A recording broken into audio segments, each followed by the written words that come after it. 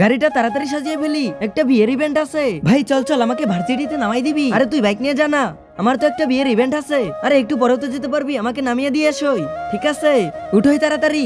ঠিক আছে, উঠতেছি। ভাই ওই দেখ ঝালমুড়ি, ওইখানে দাঁড়া, আমি ঝালমুড়ি খাবো। ঠিক আছে, দাঁড়াইতেছি।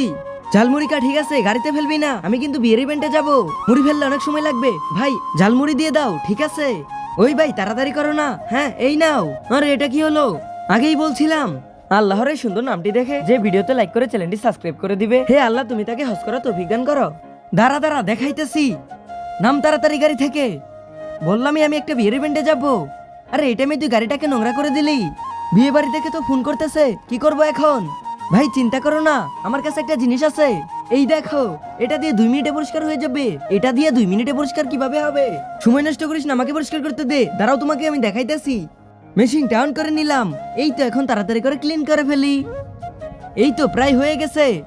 দেখো কি এ ভাই, সত্যি তো। তুই থাক, আমি গেলাম। আর আমার ব্যাগ তো দিয়ে যাও।